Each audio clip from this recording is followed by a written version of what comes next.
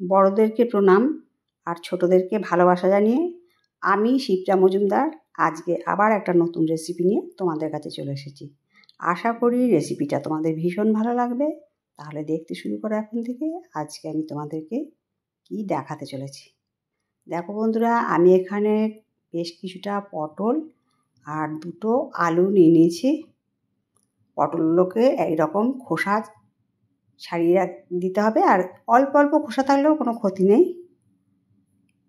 এইভাবে আমি সমস্ত পটলগুলোকে খোসা ছাড়িয়ে নেব। আজকে আমি পটল আর আলু দিয়ে একটা ভীষণ সুন্দর রেসিপি তৈরি করে দেখাবো, যেটা রুটি, পরোটা, লুচির সাথে ভীষণ খেতে ভালো লাগে। আমরা পটল আলু ভাজা অনেক রকমের খেয়েছি, কিন্তু এই ধরনের পটল আলু ভাজা আশা করি এখনো পর্যন্ত তোমরা খাওনি। তাহলে রেসিপিটা তোমাদেরকে দেখাচ্ছি, তোমরা দেখতে থাকো। পটলগুলো দেখো খোসাগুলো ছাড়িয়ে নিচ্ছি, আর পটলের দুপাশটা এইভাবে কেটে নিচ্ছি। তারপর দু আধখানা করে 4 ভাগ করে নিলাম। আর দানাগুলো যদি একটু মোটা মোটা থাকে সেগুলোকে ফেলে দিলেই হবে। মাঝারি ধরনের পটল নিলে বেশি ভালো হবে।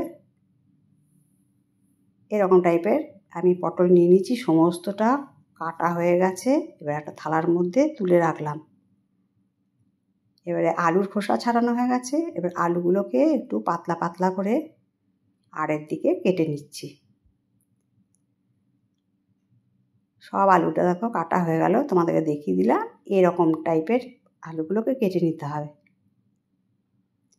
পটল আর আলু একটা থালার মধ্যে তুলে রাখলাম। এটাকে পরিষ্কার করে সুন্দরভাবে ধুয়ে নিতে হবে। আর এই পটল আলু দিয়ে আমি একটা ভাজা রেসিপি তোমাদেরকে তৈরি করে দেখাবো। সেই জন্য আমি দুটো বড় সাইজের পেঁয়াজ নিয়ে নিয়েছি, আর গোটা 5-6 রসুনের কোয়া নিয়েছি। এবারে একটু মোটা মোটা করে পেঁয়াজগুলোকে কেটে নিতে হবে। তোমাদেরকে দেখিয়ে দিচ্ছি, ঠিক এরকম সাইজের মোটা মোটা করে কেটে নিতে হবে। আর প্রতিটা পাপড়িকে এরকম করে আঙুলে করে ছাড়িয়ে নিতে হবে। দেখো আমি প্রত্যেকটা পাপড়ি ছাড়িয়ে নিয়েছি পেঁয়াজের, আর রসুনগুলোকে 2 আধখানা করে কেটে নিয়েছি। কড়াই বসিয়ে দিলাম। কড়াইয়ের মধ্যে পর্যাপ্ত পরিমাণে সর্ষের তেল দিয়ে দিয়েছি। সর্ষের তেলের মধ্যে প্রথমে 5 ফোড়ন দিলাম। এবারে একটা শুকনো লঙ্কা ফাটিয়ে দিয়ে দিলাম। যখন সুগন্ধ বেরিয়ে গেল, ফোড়নটা কমপ্লিট হয়ে গেছে, তারপরে 5-6 কোয়া রসুন 2 আধখানা কেটে নিয়েছিলাম, সেইগুলোকে হাফ ডান ভাজা করে নিলাম। তারপরে দুটো পেঁয়াজের পাপড়ি ছাড়িয়ে রেখেছিলাম, সেগুলোকেও দিয়ে দিলাম। ভাজাটা ঠিক এরকম পর্যায়ে হওয়ার পরে আমি কেটে রাখা আলুগুলোকে দিয়ে দিলাম। আলুগুলো একটু নাড়িয়ে চাড়িয়ে নেওয়ার পরে তারপর আমি সম্পূর্ণ পটলগুলোকে দিয়ে দেবো। এই সময় আঁচটা একটু বাড়িয়ে রাখবো। আজকের এই পটল আলুর ভাজা রেসিপিটা একটু অন্য ধরনের হতে চলেছে, ভীষণ ভীষণ টেস্টি। এই এত টেস্ট যে যারা পটল খেতে অপছন্দ করে তারাও কিন্তু আঙুল চেটে পুটে খেয়ে নেবে। এবারে ভালো করে নাড়িয়ে চাড়িয়ে নিচ্ছি। এবার একটা ঢাকনা চাপা দিয়ে বেশ কিছুক্ষণ রেখে দিলাম। এখন কিন্তু আঁচটা বেশ বড় করেই দেওয়া আছে। বেশ নাড়িয়ে চাড়িয়ে নিলাম। এবারে হাফ চামচের মতন লবণ দিলাম, আর হাফ চামচের মতো হলুদ দিলাম। লবণ হলুদ দেওয়ার পরে ভালো করে এটাকে ওপর-নিচ কষিয়ে নেব,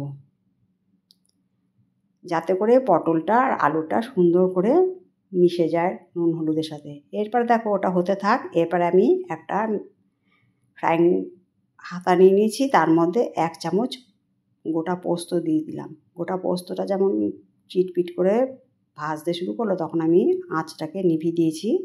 এবার দেখো একটা বাটির মধ্যে পোস্তটাকে ঠান্ডা করার জন্য দিয়ে দিলাম। পোস্ত ভাজা হয়ে গেল, এটাকে এবার সরিয়ে রাখবো। এবার আবার হাতাটা চাপিয়ে দিলাম। এবারে সামান্য পরিমাণে মেথি নিয়ে নিলাম। মেথিটাকেও একটুখানি হালকা করে ভেজে নেবো, খুব বেশি যেন ভাজা না হয়। বেশি ভাজা হয়ে গেলে কিন্তু মেথিটা খেতে ভালো লাগবে না। ঠিক এরকম অবস্থায় গ্যাসের নবটা অফ করে দিয়ে আমি এটাকেও নামিয়ে নিলাম, একটু ঠান্ডা করে নেব। এবার দেখো একটা বেলুন চাকির মধ্যে নিয়ে এটাকে ভালো করে মিহি করে নেব। তোমরা ইচ্ছা করলে এটাকে মিক্সিতেও গুঁড়ো করে নিতে পারো বা হামানদিস্তাতেও গুঁড়ো করে নিতে পারো। এটা যেহেতু খুব সামান্য পরিমাণ, সেই জন্য আমি বেলুন চাকিটা দিয়েই গুঁড়ো করে দিলাম। এবার দেখো এইদিকে পটল ভাজাটা কিন্তু পটল আলু ভাজাটা অনেকটাই হয়ে এসছে। এবার দুটো লঙ্কাকে চিড়ে নিয়ে ওর মধ্যে দিয়ে দিলাম। সুন্দর করে ভাজা হয়ে গেল। এর মধ্যে আমি কিন্তু আরেকটু লবণ দিয়ে দিয়েছিলাম। তোমাদেরকে কেটে দেখিয়ে দিচ্ছি। আলুটাও খুব সুন্দর হয়ে গেছে আর পটলটাও খুব সুন্দর সেদ্ধ হয়ে গেছে, একদম নরম হয়ে গেছে। আজকে বন্ধুরা তোমাদেরকে আমি আচারি পটল রেসিপি তৈরি করে দেখাবো। এটা একদম সম্পূর্ণ নতুন একটা রেসিপি। এটা রুটি, পরোটা, লুচির সাথে খেতে তো ভীষণ জমে যায়। তারপরে আমি এর মধ্যে দিয়ে দিলাম মিহি করে বেটে রাখা মেথির গুঁড়োটা। এটাকে দিয়ে ভালো করে নাড়িয়ে চাড়িয়ে নিলাম। এরপরে আমি দিয়ে দিচ্ছি ভেজে রাখা পোস্ত। 1 চামচ পোস্তকে এর মধ্যে ভেজে রেখে দিয়ে দিলাম। ভীষণ সুন্দর একটা গন্ধ হয় এই মেথি ভাজা, গুঁড়ো করা পোস্তটাকে ভেজে নিয়েছিলাম, সেটা দিয়ে দিলাম।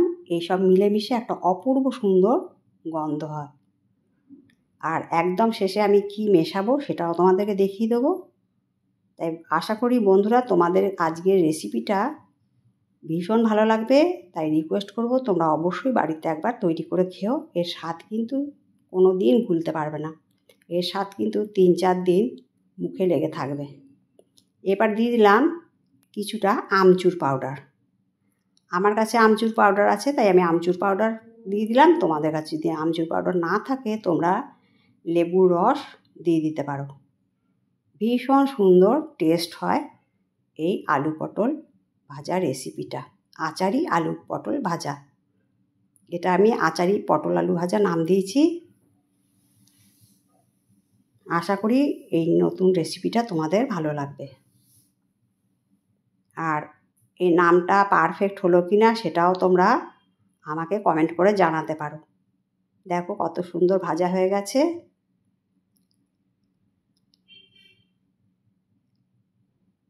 এইভাবে তোমরা অবশ্যই তৈরি করে খেও। আর সব শেষে আমি একটুখানি চিনি দিয়ে দিলাম স্বাদটাকে ব্যালেন্স করার জন্য। তোমাদের সুন্দর সুন্দর কমেন্টসের মাধ্যমে জানিও। একটা সুন্দর কমেন্টস পেলে আমি কিন্তু অন্য আরেকটা ভিডিও তৈরি করতে ভীষণ উৎসাহ পাই। আর আমার চ্যানেলে যদি কোনো নতুন বন্ধু এসে থাকো অবশ্যই বেল বাটনটা অন করে দিও, তাহলে সমস্ত নোটিফিকেশান তোমাদের কাছে পৌঁছে যাবে। রান্নাটা কমপ্লিট হয়ে যাওয়ার পরে আমি একটা প্লেটের মধ্যে সার্ভ করে নিচ্ছি। ভীষণ সুন্দর খেতে লাগে এটা। তাই তোমাদেরকে এই নতুন রেসিপিটা শেয়ার করলাম। আজকের আচারি পটল আলু ভাজা রেসিপিটা আশা করি বন্ধুরা তোমাদের ভীষণ ভালো লাগবে। আমি দেখো প্লেটের মধ্যে সার্ভ করে তোমাদেরকে দেখিয়ে দিলাম। যাই হোক, আজকে আমি এই পর্যন্ত রাখি। অন্য কোনো দিন অন্য কোনো রেসিপিতে আবার তোমাদের সাথে দেখা হবে। কেমন? টাটা।